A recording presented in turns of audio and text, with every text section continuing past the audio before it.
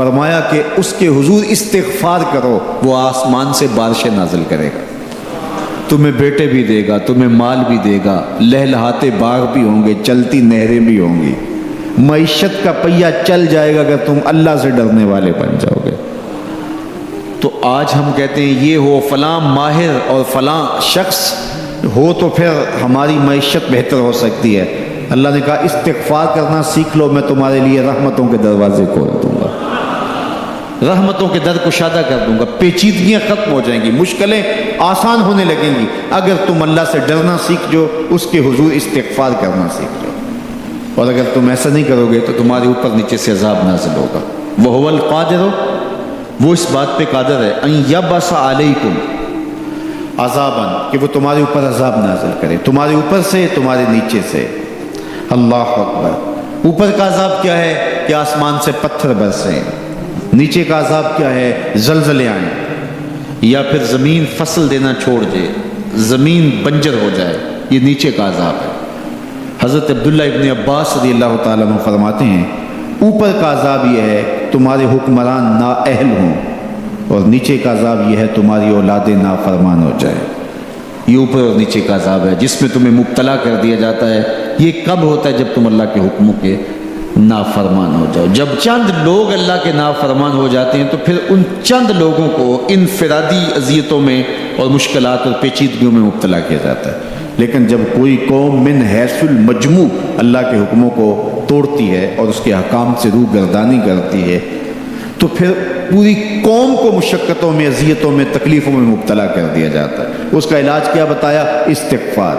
حضرت نوح علیہ السلام نے جو اپنی قوم سے کہا تمہیں مال بھی ملے گا، تمہیں دولت بھی ملے گی، تمہیں بیٹے بھی ملیں گے، سرسبز جو ہے وہ باغات بھی نصیب ہوں گے، ان کی شاخیں پھلوں سے لدی ہوئی ہوں گی، چلتی ہوئی نہریں اور برستی ہوئی بارش، ساون کے نچڑتے ہوئے بادل، اور ماحول کی خنکیاں اور خوبصورتیاں اور جمال اور لہلہاتے ہوئے سبزے، اور تمہارے اوپر ہر طرح کی عنایات برسیں گی اگر تم اللہ سے ڈرنا سیکھ جاؤ گے اور اللہ کے حضور استغفار کرنا سیکھ جاؤ گے، تمہیں خوشحال اور خوبصورت زندگی عطا کر دی جائے گی۔ اللہ اکبر۔ لیکن اگر تم ایسا نہیں کرو گے تو تمہاری معیشت تنگ کر دی جائے گی۔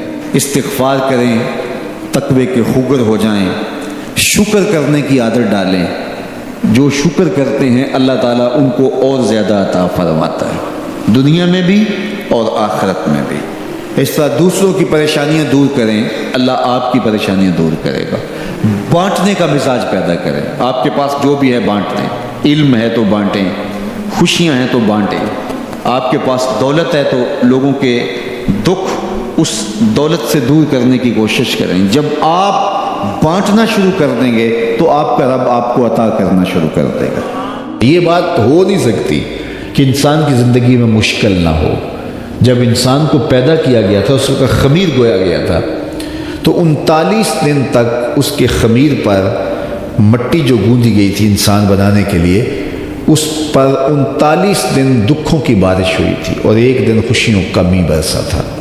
تو انسان کی زندگی میں خوشی اور غم اس تناسب سے ہیں۔ لَقَدْ خَلَقْنَا الْإِنسَانَ فِي قَبْضٍ، انسان کی زندگی مشقتوں کا مجموعہ ہے، حالات کی تلخیوں کے سے مقابلہ کرنا پڑتا ہے۔ لیکن حالات مشکل ہو جائیں تو ان سے نکلنے کا راستہ کیا ہے؟ تو سنیے قرآن کیا کہتا ہے، وَمَن يَتَّقِ اللَّهَ يَجْعَلْ لَهُ مَخْرَجًا وَيَرْزُقْهُ مِنْ حَيْثُ لَا يَحْتَسِبُ۔ جو اللہ سے ڈرنے لگ جاتا ہے، تقوی اختیار کر لیتا ہے، تو پھر اللہ تعالیٰ جل شانہ اس کے لیے مخرج پیدا کر دیتا ہے، یعنی اس مصیبت سے نکلنے کے اللہ راستے دیتا ہے۔ یہ اس شخص کا مقصوم ہے جو اللہ سے ڈرتا ہے۔ اس پر مشکلات اس پہ بھی آتی ہیں، یہ نہیں کہ اس پہ مشکلات نہیں آتی، زندگی کی مشکلات کا وہ بھی شکار ہوتا ہے، لیکن جو ہی مشکلات آتی ہیں ان مشکلات سے نکلنے کا اللہ اسے راستہ بھی عطا کر دیتا ہے۔ اور دوسری بات، وَيَرْزُقْهُ مِنْ حَيْثُ لَا يَحْتَسِبُ، اللہ اس کو وہاں سے رزق دیتا ہے جہاں سے اسے گمان بھی نہیں ہوتا، وہاں سے رزق دے دیتا ہے۔ بندہ تو یہ کہتا نا کہ مجھے یہاں سے ملے گا، یہاں سے، ایک بندے کی منصوبہ بندی ہے، لیکن جو اللہ سے ڈرنے والا ہوگا اللہ اس کو وہاں سے رزق دے گا جہاں اسے گمان بھی نہیں ہوگا، خیال بھی نہیں ہوگا کہ یہ راستہ بھی حصول رزق کا ہو سکتا ہے۔